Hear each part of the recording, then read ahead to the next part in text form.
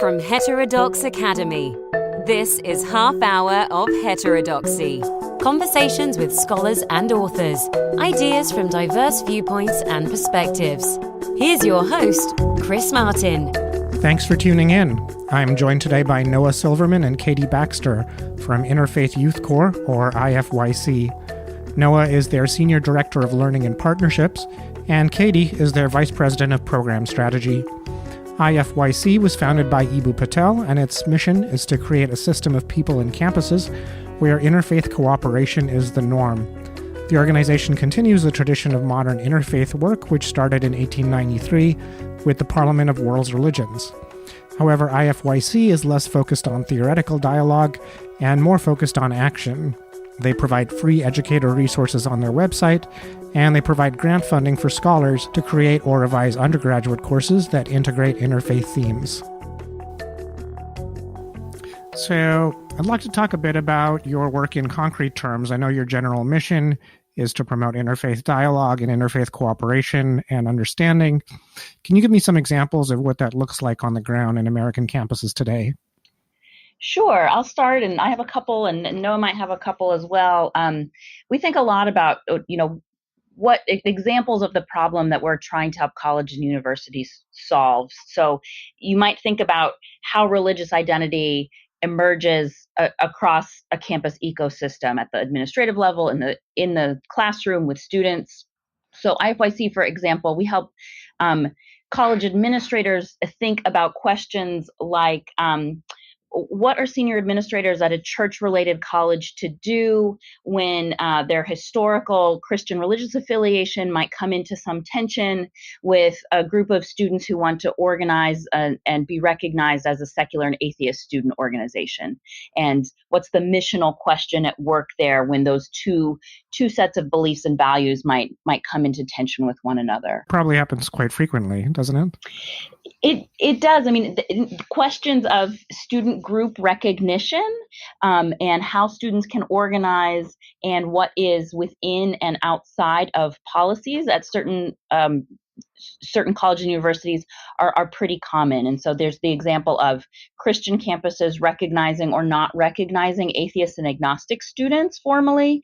There's examples on the other side, of course, about what administrators at a public university might do or how they might think about recognizing Christian or Muslim or other religious student organizations with more orthodox faith claims when those religious student organizations' policies about who can be in leadership might come into tension with the college's inclusion or anti-bias policies, for example. And so we see a lot of back and forth between administrative processes and the values and missional orientation of the university in tension sometimes with the religious claims that student groups are bringing.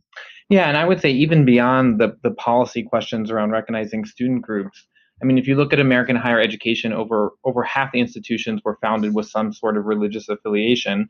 And for many of those institutions, for some of those institutions, that affiliation remains very strong and determinative. And for some of them, it's more historical. But then you run into these questions if, we're a Catholic institution in the suburbs of Chicago, and suddenly we wake up one morning and realize that our student body is 33% Muslim.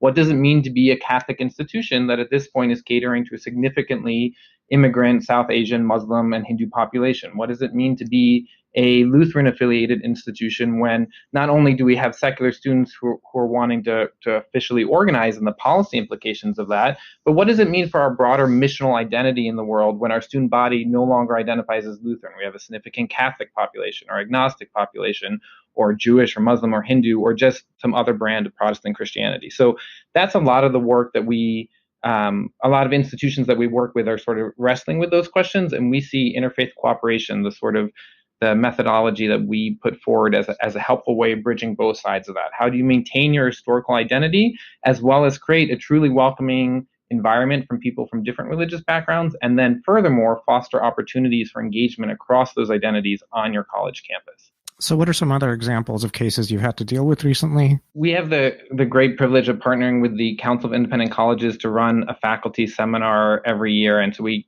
get 25 to 50 faculty from institutions across the country to think about what it means to bring some of these questions around religious identity and diversity into the classroom.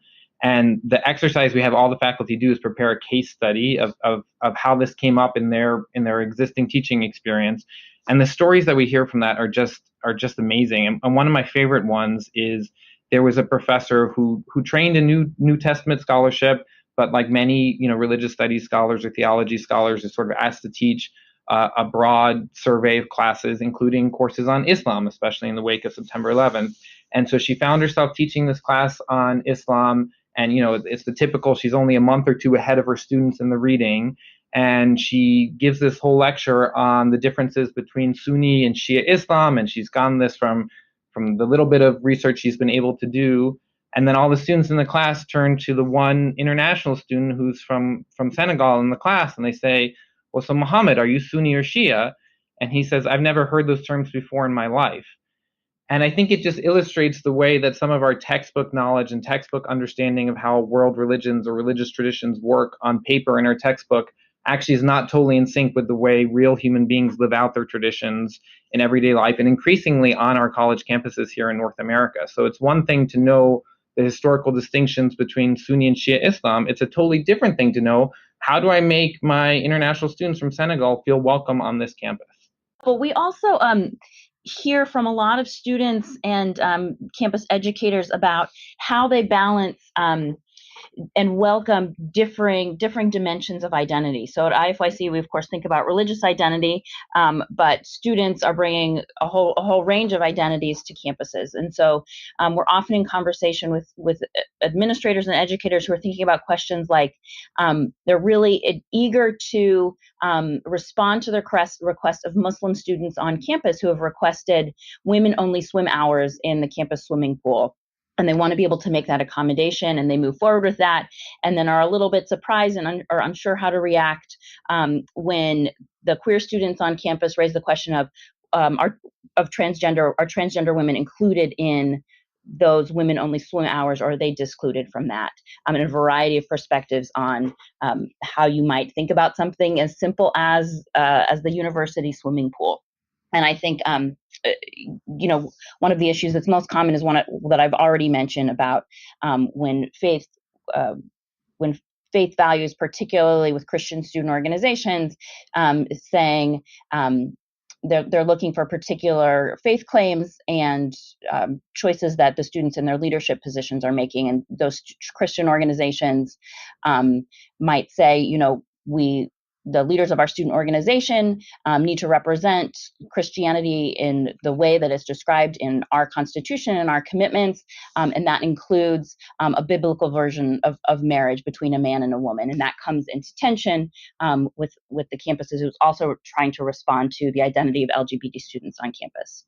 And so these are the kinds of stories we hear about a lot, and are encouraging campus educators and students themselves to navigate carefully and avoid the trap of prioritizing or preferencing certain identities over others. And when it comes to the swimming pool case, is that a type of case you often find, or is that just at one or two universities? And how does it usually get resolved? I mean, that specific story comes from a particular institution, but I think the broader issue, I mean, as anyone who's worked in any kind of diversity work anywhere, but particularly in higher education is familiar, diversity issues are really tough. And I think when you're particularly dealing with religious diversity, sometimes the stakes get raised because of the sort of the ultimate concern that can be associated with religion, the sort of theological and ultimate concern stakes that are involved. So we joke around here that diversity is not just the differences that you like. I think there's been, since the 90s, there's been this general sense that we want to promote diversity, and increasingly we're finding that sometimes the more diversity that you have, actually the more problems that you're going to encounter between different identity groups who have different notions of what does it mean to be a human, what does it mean to be a man, what does it mean to be a woman, what does it mean to do justice work. One group's notion of justice is protecting the life of unborn fetuses, and another group's notion of justice is actually protecting women's right to choose. How do you resolve those kinds of issues? So we're seeing, as I'm sure listeners of this podcast know, these types of issues come up more and more frequently. Yeah, in the social psychology literature, there are at least a couple of articles called The Double-Edged Sword of Diversity, because they talk about both positive and negative mediators. between diversity and outcomes. So things get triggered. Things that get triggered by diversity can include both positive and negative things. And some of the negative aspects are people dividing along fault lines. Yeah, one of the scholars whose work has been deeply instrumental to us at IFYC is Diana Eck, who founded the Pluralism Project at Harvard University some 2 decades ago. And one of the distinctions that she makes in her scholarship is between diversity, which she uses as a purely descriptive term. Diversity is the existence of people from different identity backgrounds cohabiting in the same space. But that she tells you very little about what that interaction is like. It could be very positive, or it could be very negative. So, she points out that Iraq is a very diverse society, and all the different identity groups are literally at each other's throats. And she contrasts that with pluralism, which is the sort of productive and proactive engagement across lines of differences, not necessarily toward agreement, not toward us all coming to shared understandings of the way society ought to be, or of our own understanding of our relation in the world, but rather a sort of respectful engagement of those differences and building relationships across them nonetheless. Now, a lot of colleges have identity politics movements. They often don't use that explicit label, but I think people generally know what that term means. How do those movements intersect with what you're doing? Yeah, that's a great question. Yeah. I mean, again, listeners of this podcast are well aware that, we live in a very challenging time around identity issues in the broader society, and it's showing up with increasing frequency and increasing tension on college campuses. I think, identity politics is sort of a loaded term these days. I think there are aspects of that broad category that have been incredibly useful. The realization that people's identities and experiences lead to different understandings of the world and ways in which systems of organization, whether it's higher ed itself or the broader society, disproportionately affect different groups. The deeper understanding we have for that, all to the good. Our goal, though, is really in trying to figure out ways for people across different identity backgrounds, and particularly religious identity backgrounds, to engage with each other positively and constructively, and to appreciate more about each other's background. So I think this is somewhat reductionist, but I think broadly speaking, diversity work in higher ed sort of takes 2 different strains. There's the strain that is about protecting and supporting historically or systemically marginalized communities, which is incredibly important work that we support. And then there's the form of diversity work that's about building relationships and understanding across different identity barriers. And the majority of our work is really in that latter category of how do we figure out how to build relationships and understand where other groups are coming from, even if we don't entirely agree and don't ultimately accept the precepts that form those other identity groups. Would you like to add anything, Katie? To affirm that the work is it's relational work. And so what IFYC, I think, is striving to achieve is we're looking for certain kinds of behavioral outcomes that are exhibited, we think, most evidently in when we're able to hold true, deep relationships across true difference. And often, especially as we work with young people on college campuses, those relationships are formed through exploring a commitment to the common good. And so it might be through developing shared action or identifying shared values, being able to identify what we do have in common across these deep differences that allows us to hold those relationships together and then continue to discuss and to continue to have differences on some issues of real fundamental concern at the same time. On about how many campuses are you active at the moment? And can you talk a bit about how you measure your success in terms of building positive relations? Sure. IFYC is active on 500 or 600 campuses across the United States, and we work across American higher education, as we've talked about, and we work at all levels of an institution. And so we help college administrators develop interfaith strategic plans to name, here's what's important and here's how interfaith cooperation is core to the mission and vision of our institution, no matter our philosophy or our religious orientation. We work with faculty members to develop courses and academic programs in interfaith studies and to adapt existing courses to add interfaith modules and an interfaith focus.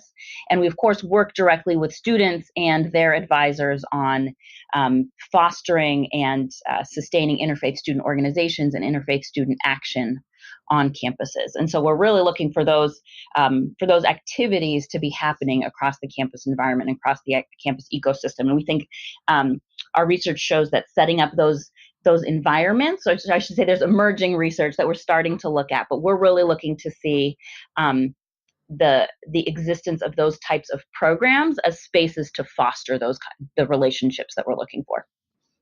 Yeah, I think that the question of assessment is also really interesting. So a lot of our assessment is based on this idea that we have of what we call the interfaith triangle, which is basically that the notions of appreciative attitudes across religious lines, relationships, and knowledge are all mutually reinforcing. And this has been shown time and time again in various social studies. So the more I know about a different religious tradition, the more likely I am to have positive relationships with people from that tradition, the more likely I am to have appreciative attitudes towards it, and et cetera, around the triangle. So all of our programs in some way are sort of based on facilitating students or faculty or other members of campus community sort of working their way around this triangle, developing greater knowledge of diverse religious traditions, developing relationships across lines of religious difference, and developing greater appreciative attitudes towards religious diversity.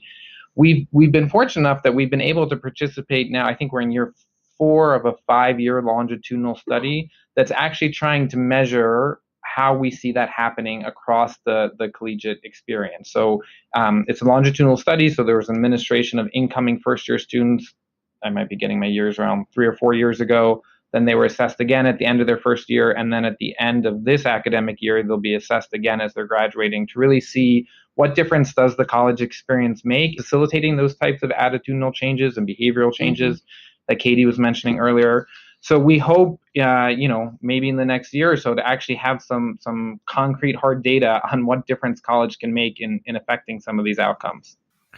And is there any kind of control group in that study where you're looking at a college parallel to that's not participating in these programs? The research design includes college campuses that have lots of interfaith activity, college campuses that have some, but maybe not holistic interfaith activity, and some college campuses that, at least as far as we can tell, have little to no interfaith activity, or at least little to no interaction with IFYC and the type of programs we offer and track. And so we are eager to see if there's a difference. So far, again, in the first year of college, we are seeing that campuses that have deep and wide interfaith activity, there are noticeable differences along the outcomes of the interfaith triangle that Noah mentioned, the relationships and the knowledge and the attitudes. So preliminary signs are good, and we will see what the data says after the full study in another year. Right. And I know you can't promote specific universities, but can you talk a little about which universities have the largest interfaith programs at the moment? Yeah, well, so Katie and I and IFYC's founder and president, Ibu Patel, wrote an article now a few years ago in which we sort of identified what we call leadership practices for interfaith excellence, or what an imagined theoretical institution that did everything right, what it might look like. But for each of the 9 leadership practices, we sort of highlighted one institution that we thought was doing that one practice supremely well. So some of the institutions we lifted up for that would be, I'll talk a little bit about Elizabethtown College in Pennsylvania, which created the first major in interfaith leadership studies in the country, as far as we're aware. And so they really took this call to engage this work academically very seriously and built out a full, both major and minor program of study for undergraduate students who are interested not just in the questions of religious knowledge that you might find in a more typical religious studies program, but really, how do I engage people from across these lines of difference in productive community and collaborative service work? And so we're really proud of the work that the role that we played in helping Elizabethtown get that major off the ground, and excited to see many campuses following in their wake as well. And I'll mention Dominican University is a Catholic university here in the suburbs of Chicago, near where IFYC is located. And several years ago, after some a pretty holistic assessment and reflection on what was happening across Dominican's campus with regard to interfaith cooperation, they integrated core texts in their first and second year seminars that are required of all students take these seminars, there's liberal arts and sciences seminars. They incorporated interfaith-related core texts. And so all of their first-year students and all of their sophomores read, in this case, Diana Eck, and get something of an interfaith perspective and some basic literacy and knowledge of religious pluralism as part of their core curriculum. It's also worth noting that, many of the country's most elite institutions have been doing some form of this work for decades. I mean, even long before IFYC came on the scene, institutions like Brown and Harvard and Stanford have had multi-faith and interfaith chaplaincies truly for decades and have been thinking about ways to foster greater interfaith cooperation across their various religious student groups. What's interesting about what's happened in the past 10 or 15 years or so is the way that has really diversified across the sector of higher education to what had been for a long time sort of smaller church-affiliated independent colleges that didn't have as much religious diversity present, but that are now sort of who are both now experiencing greater religious diversity and stepping up to the challenge and the opportunity that presents. And I have a couple of questions about attitudes towards the content of religions themselves.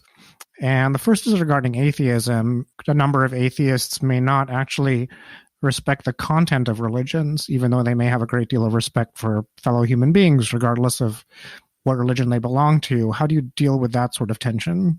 Yeah, I mean, I think this is where it's notable that we're looking for certain behaviors, and we're particularly looking for relationships as opposed to an intellectual agreement. And so we do believe that we can differ in our understanding of fundamental concerns, and we can differ in how we even think about whether we certainly want young people to be identifying shared values, and we know that there are going to be non-shared values as well. And we encourage discussion of those deep differences. But that in the end, we're looking for folks to be able to preserve those relationships and say, the reality is we live here together. So IFYC's mission is actually a societal mission. We believe that America is a diverse democracy that has the potential to engage religion positively. And we work with college campuses because we believe it's the best kind of laboratory or training ground to help future leaders learn how to do that. And so we want young people to be practicing, how do I stay in relationship? How can we be in this community together, even when there are some things that this person sitting next to me in class believes that I might find pretty vile or abhorrent in terms of what they think about life and death. And, Noah mentioned questions of justice earlier, that these aren't simple matters. We're not talking about favorite foods or favorite colors or how somebody dresses, but we're talking about kind of origins of the universe and how folks view life and death. And those are significant matters. And we think that we can coexist really positively in spite of and even often because of those differences. Yeah, it's just building off of that. I mean, it's worth noting that IFYC's vision is a civic pluralism. It's a project of how do we live and work together and strengthen our society in the religiously diverse society that is the United States of America. So it's civic and not theological. It's not about coming to agreement about, as Katie mentioned, that, whether we're all going to the same place or which God or how many gods or even ultimate questions of justice. And so because of that civic focus, it does create a lot of room. And IFYC has made a lot of effort, and certainly we could make more to include the non-religious community in this project, because from our standpoint, since it's a civic project, everyone, religious or non-religious, stands as much to gain or to lose from its success or failure. And it also includes room for folks who are quite theologically exclusive. So we've worked with people who both communities and individuals who, might very well believe that I, as a Jewish person, am not reaching heaven or able to attain salvation. And nonetheless, they're able to engage with me and with others in the project of civic pluralism. So some folks are surprised to know that at one point, I think a full third to half of our staff are actually folks who identified as non-religious or secular or humanist or some sort of variation around that theme, as well as having very evangelical or otherwise theologically conservative folks on staff and in our programs. And you're also not focused on reason debate per se, because you're trying to cultivate respect for the idea that religion can sometimes be built on revelation rather than reason. Is that correct? Yeah, I mean, I think there was a strand of interfaith work that that started really in the 1960s and continues to this day in some corners, which I personally, and I think many other people probably find really interesting, which is the sort of theological, like, Katie, let's sit down and let's talk about, the role of the Bible or Jesus or any of these other sort of important theological questions. And my own spirituality and faith grows from that. And so does Katie's, I presume. But that's actually not primarily what IFYC is about. We're really much more about the civic project of how do we figure out how to coexist and strengthen each other's communities in the here and now. And because of that, the work isn't primarily about actually changing any individual's position, whether it be theological or political in that sense. So, a lot of the great work that HXA and Jonathan Haidt and other researchers have been doing is sort of cultivating this notion of intellectual humility in sort of reasoned debate and democracy. And we think that's really interesting and really important and probably aligned with what we're doing. But when it comes to religious identity, sometimes people hold their positions not because they think they've reasoned themselves into them, but because it's been revealed to them through direct revelation or through scripture or through the authority structures of their tradition. And so it's not necessarily about recognizing the faults in your own thinking as much as it is about saying, okay, well, you and I might disagree about, the nature of God or about where boundaries should be drawn in the Middle East or about what, policy we should have here in the United States about any number of, quote unquote, culture war issues. But we all agree that we should have a really strong school district. So can we work together on that? We all agree that we would like a beautiful park system for all of our kids to enjoy. So can we focus on those conversations and figure out how to do that work together?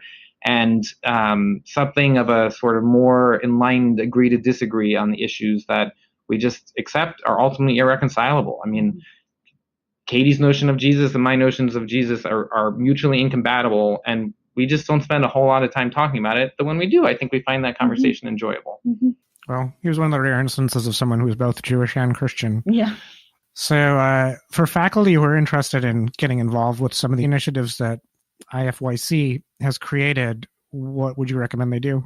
Well, if you are a faculty member at a CIC member institution, Council of Independent Colleges, we highly encourage you to apply for our annual seminar. It's a great opportunity to spend 4 or 5 days with your peers and colleagues thinking about these issues in conversation and creating a community of practice around that.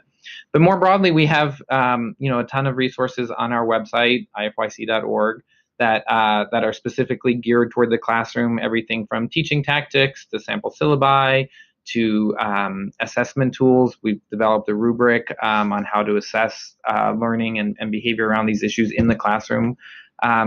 And then we also engage in our own scholarship and are interested in engaging with other partners around that. So we recently co-edited a book on the emerging field of interfaith studies and are always seeking further partners to think about writing and working and doing research. I'll add one of the resources that may be of particular interest for faculty who really want to think about engaging religious diversity in the classroom pedagogically is we offer curriculum development grants annually for teaching faculty who want to develop or redevelop a course. And people need to apply for those online? Yeah, the application for that you can find right on our website. And we, as Katie mentioned, we offer those annually for work to be done over the summer. So the application's due in the spring, and then it's an opportunity for faculty members to do curricular revision work over the summer for implementation in the following academic year. And I'll add, we also offer parallel resources and campus-based grants for non-teaching educators, so administrators or professional staff who want to be thinking about what's happening with regard to student leadership and student activism or campus development for interfaith cooperation in other ways. We offer campus innovation grants. Well, thanks for joining us on the show. It's been great having you on. Thank you for this opportunity. Thank you. Fun. Really appreciate the conversation. You can learn more about IFYC at ifyc.org. And in the show notes for today's episode, you can find links to some recent pieces by both Noah and Katie, as well as by Ibu Patel, the founder of IFYC. My next guest is Julian Zelizer. He's the co-author with Kevin Cruz of Fault Lines, A History of the United States Since 1974. Kevin Cruz was featured on an earlier episode, episode 43. The episode after that features Jeffrey A. Sachs, lecturer at Acadia University in Canada. Thanks for listening. This podcast is produced by Heterodox Academy. Find us online at heterodoxacademy.org, on Twitter at HDX Academy, and on Facebook.